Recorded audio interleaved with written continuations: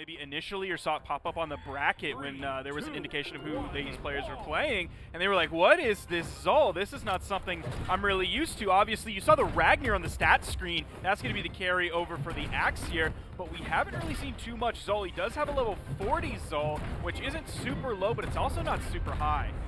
Yeah, it's definitely a bit surprising. We don't see too much cannoning competitive right now, and when you do, it's generally on the Sidra, but Stingray's clearly got something in mind, like you said, that carryover and that N-Sig, which will catch Phazon off guard. Phazon still gets the wall touch. Yeah, if you want to talk about some of the other cannons we've seen today, it was like Boomy was one of them. That didn't go super well for him, so Stingray is actually 180 degrees the other direction. Has a nice lead on this, about a 40-second KO on that one, nice. Just under. Phazon might turn it around, and he is going to, with that nice dunk over the edge, a classic Mordex play.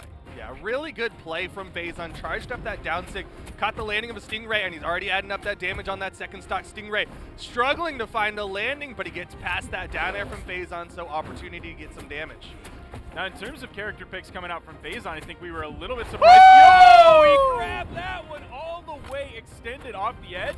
Honestly, he didn't even need to be that far off the edge. You saw those icicles hit Stingray when he was in the red. That was definitely going to be a KO, even if he was closer on the platform, but still. Now it's a big lead for Phazon. It's a very volatile matchup already in game one. Yeah, that was a big pickup. Definitely caught me off guard, and it definitely caught Stingray off guard. With how quick he was able to throw out those icicles, that's a huge lead for Phazon, but he needs to maintain it. Stingray already adding up damage on the second stock. Missed the D-Light Nair. That is a tough spot to find yourself in. Saw that Sig coming out just a little bit under Phazon. He was too high for it. Has the scythe in his hand. A juicy lead up on the board. Yeah, man, tournament nerves have got to be kicking them as we are getting late in the day, late in the tournament, and of course, so much on the line with this Mammoth Invitational. Big opportunity for either of them to get that gold medal. Another dunk down, and Phazon gonna take game number one. And that's 2 dunks in game number 1 that he found. Like, we see Sandstorm when he plays the Mordex. He'll get them occasionally as well, but grabbing 2 in game 1, very impressive. We might see Stingray opt for a more long-sided map, looking at like the Mammoth Fortress, something that isn't like Demon Island with that quarter, to give him a little bit more safe space to rotate over to. Looking at that damage, the crazy thing is how close the damage is for how far apart the ending of that game was. 408 damage is all it took for Phazon. It's because he found 2 juicy dunks. Yeah, he was getting some real nice KOs, but it looks like they're going back to Demon Island for game number 2. Phazon not able to pick up the spawn weapon, but he does get that initial damage. Yeah, he stayed really low on that where Stingray went high, so he took a little bit of a hit, but then immediately moved to the air, grabbed the first weapon. Phazon's able to pick up a pair of gauntlets right after that. About 15 seconds into this game, both players are in the yellow. Stingray doing a lot of floating so far. Now Phazon's the one floating. Hits the fall down, misses the Sig, and there's a punish from Stingray. Has Phazon in the edge guard situation, backs up. Phazon comes back to the platform. Stingray, first player in orange. Yeah, really good adjustment from Stingray there, though, recognizing, you know what, he lost 2 of his 3 stocks last game. 2 of those options from Phazon, 2 of those dunk downs from Phazon, and so he's making adjustments to his movements to make sure he doesn't get caught by that, and then also avoided those icicles just a moment ago. Yeah, that's 3 Sigs Phazon's thrown out. 2 of them were immediately punished by Stingray, but then out comes the 4th one.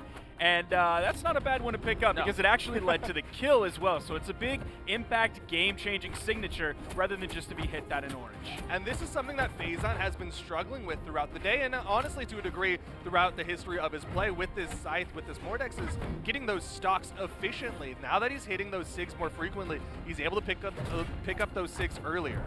And that's something that has made a lot of side players gravitate towards the Mordex. Beautiful side air. Stingray's done on that one. Phazon is up 2 stocks. Now, I said I thought Phazon was going to win, and I can take credit saying this is what I predicted, but I would have not seen it coming up this big. Phazon already up a game, had that 2-stock lead, now shortened down to a full stock lead, but that's still an entire stock. A little bit of axe damage coming out from Stingray as he fights this way back into it. Yeah, Phazon looking really nice. Even that last stock that Phazon got, like he just snuck that one out, just kind of slipped out there, got that scythe in there, and was good to go. But coming into the last stocks here in game number 2, Stingray on that final stock, able to get some good damage, but Phazon's already responding. Phazon getting deeper into the orange. I believe Stingray just got there. That side air is going to turn Phazon red. He's forced into the edge guard situation. That neutral light's going to extend out just a little bit, has some range on it. So Stingray staying back enough, trying to catch the high recovery. Hits the side light into the side air for the KO. Both players now down to final stocks. Stingray only about halfway through this one. And if you think about that, he's shortened this lead quite a bit, and he might make it absolutely equal here. Yeah, considering Phazon has been stealing out these stocks really quick, the fact of the matter is Stingray is still bringing this one back, still keeping this one close. Now we're getting into that final damage department, and then we're going to start seeing Phazon, of course. He's throwing out those signatures, wants to get this stock taken off of Stingray. He's going to have to be careful if he throws out these signatures. Yo, Stingray pulled out of that one immediately. That gave him time to answer back to the incoming punish. The weapon toss ends up hitting. Weapon control definitely in Stingray's favor. Holding that down signature for 2 charges. Didn't full charge it to get the 3, but had one more than one. It's going to give him some range on it. One more than one. Thank you for the math there. Grab and cancel D-Light. Couldn't chase dodge into the recovery, though. Both of them deep red. There's the movement. Phazon able to get game number 2.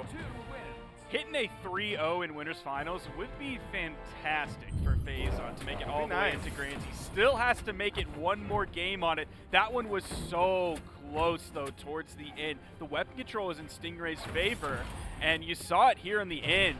Phazon was a little bit scared on that one. You saw the side light come out. He didn't go for an immediate sig. That would have gotten him punished, so he waited, found the recovery that he needed. Yeah, it definitely got a little nerve-wracking there. Stingray was able to bring that one back, add up a lot of damage really quickly, but good on Phazon to keep that one close, get that recovery, and go up 2-0. Now we're getting ready for a game number 3. Do you think he's going to make the swap, or we're going? Nope, we're going straight into the same map, same picks. I'm not surprised there's no character swap, but I am surprised we have no map swap coming in. Phazon didn't quite have the same options that game that he did in game 1, so Stingray did a great job of answering back with that a little bit more, definitely with how close that last game ended. Trying to get the read there with that neutral light. Couldn't quite get that follow-up, though. Missed the dare. Phazon a little bit slower on this one. Not able to get that early damage, get that quick stock. Doing a pretty good job with his spacing so far. Even though he is taking a little bit more damage, he's also finding some good punishment here. Has Stingray in the orange. D-Sig, oh, yo, back-to-back on that. Gets punished as well. Stingray threw out a signature, but he did find the punish right after, even though the signature was a miss. Phazon trying to combo off the weapon toss. Stingray with a nice punish. D-Light, gravity cancel, neutral heavy. There's the D-Light into the recovery. Stingray gonna take the first stock. And you saw that D-Light GCN heavy hit. That was something that Phazon attempted before and ended up dropping it. Was struggling a little bit to get that combo, but now Phazon struggling to finish off this stock of Stingray the scoop, and he's gonna throw straight up. Got the active input on it, and Phazon's gonna get that knockout. That's now, I believe, 3 KOs this set so far that he found with the dunk. This one was an up dunk. Yeah, throwing that one from under the hoop and then straight up into it. Got that KO. But Stingray and Phazon are even on these second stocks, all things considered. Ooh, missed the dunk. Stingray wasn't able to punish that, and then Phazon had a fantastic dodge to get through the side air. Gravity cancel neutral sig. You don't see that too much, and then a side sig coming out right after that. Stingray's doing, he charged that one after 2 minimum charge time signatures. He holds that one, gets all 3 blasts from that cannon on it to get the max range. He caught that one like a Mordex side signature. Yeah, he got so much range on that cannon signature, but he's also building up a lot of damage with this axe. Phazon needs to find a response, because otherwise Stingray is going to guarantee a game number 4. Neutral sig will do it. Stingray with a big return. Using that like minimum charge time neutral signature, it comes out like kind of shockingly fast. I haven't played Zola in a minute.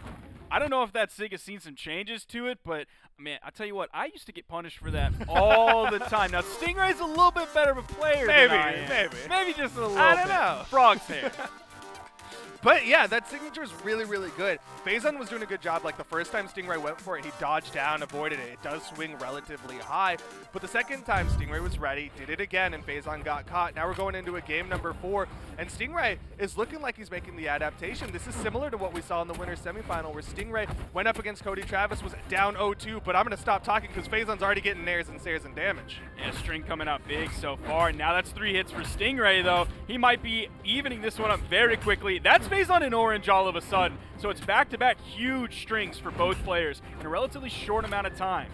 Yeah, but the strings from Stingray will hit a little harder coming in with that 9 strength. Coming in with that axe means he's going to get a deal light and air, and Stingray has the lead. Now, we talked about Phazon maybe struggling to finish off stocks back in the old days with that side. Early on in the set, he didn't have that problem. That was something he solved. Then now, all of a sudden, you're seeing some kind of questionable signatures come out from Phazon and fantastic punishes coming out from Stingray. So it's like a con on Phazon that turns into a pro for Stingray. Yeah, I mean, Phazon was definitely relying on those dunk downs, on those side signatures, on that neutral signature. Again. And Stingray's, he's adapted. Punish. And that'll be a KO. Phazon able to hit the down air as Stingray was looking for the recovery to get the wall touch. And that'll even it up, but Phazon is behind. Not too far behind. We'll see, though. Stingray can turn this around. Or not really turn it around, just keep it going more in his favor. And there, just like that, Phazon went from yellow to orange. Stingray kind of controlling the ground. Phazon backing up. There's that neutral light. Stingray still in white. Gets the dunk in yellow. See if he turns this into something big. Goes to the wall, waits for a second as Stingray goes to the middle of the soft platform. All of a sudden, Phazon's red.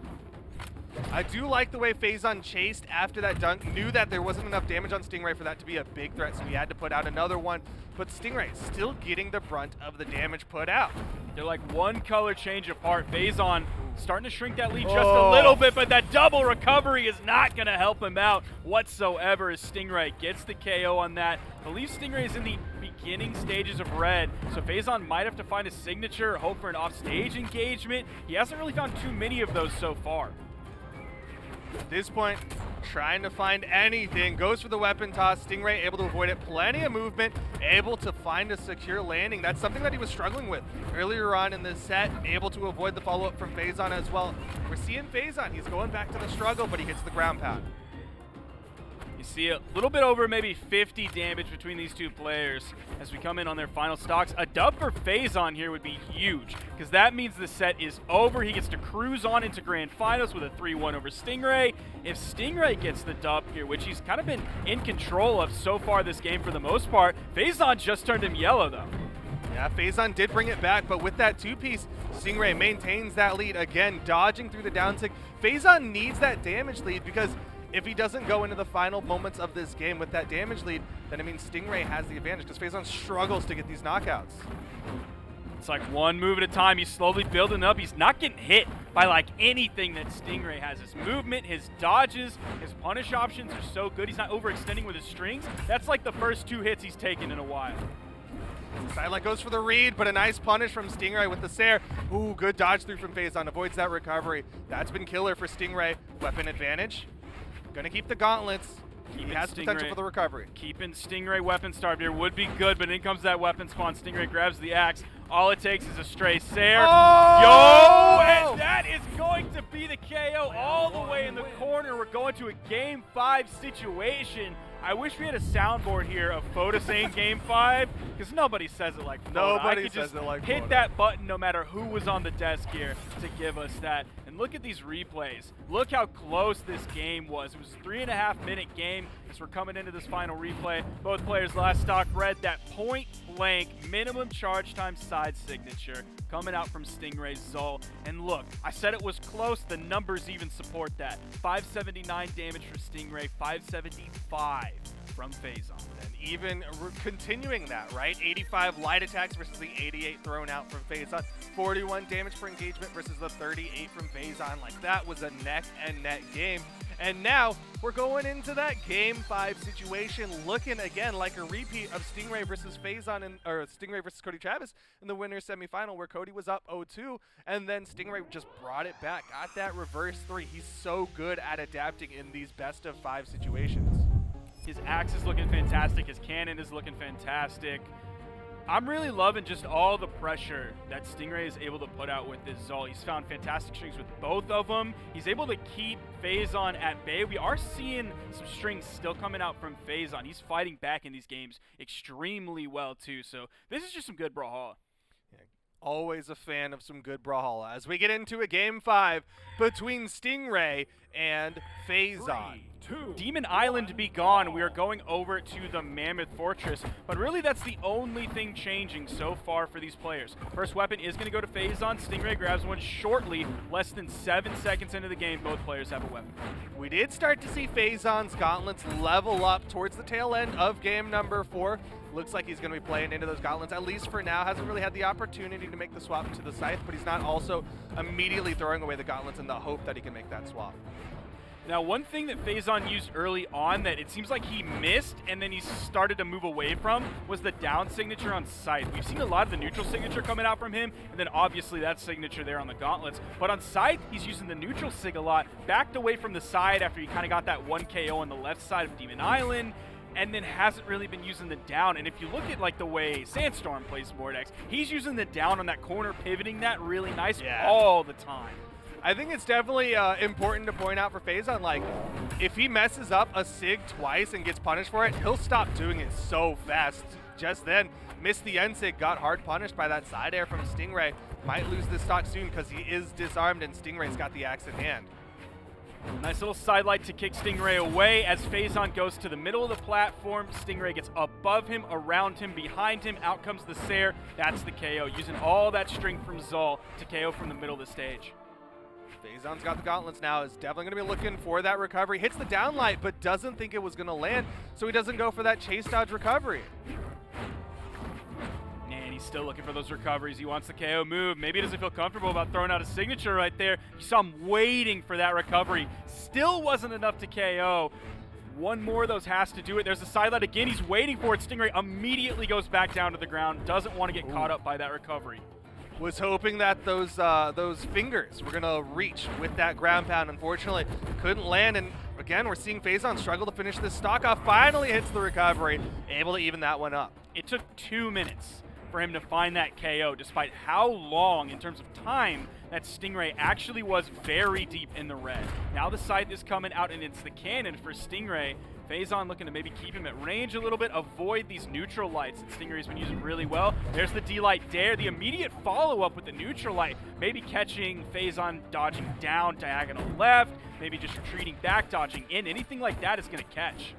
But the nairs and sairs from Phazon, and you got to commend Phazon. Like, he lost that first stock very early and struggled to get that stock off of Stingray, but he didn't take too much damage on the second stock. Like, it's still relatively even.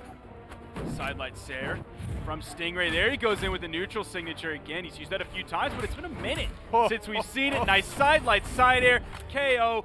Huge swing in favor of Stingray now. Maybe not even orange. We'll see when he gets hit. He is technically orange after that unarmed hit. Still controlling the weapons here. That means Phazon's damage output is limited severely by the unarmed kit. Things looking real nice for Stingray. Despite the fact that Phazon was up 2 games, Stingray's been able to bring this back and now has a significant stock lead, adding more and more damage up onto Phazon.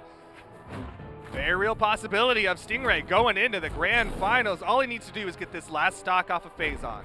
Now, if we go back to one of the previous games where we were talking about Phazon, all it took was like 408 damage to get the KO. There's the D-Light gravity cancel neutral heavy, and it still doesn't KO. But that kill efficiency that we praise so heavily from Phazon, he's not able to do anymore. Stingray's done a great job of adapting to the way that Phazon was finding his KOs previously. Is this going to be a 2-stock? He gets back. You saw the slide kick in. Nice neutral sig. Everybody's on their final stocks. Phazon has to play some perfect BH.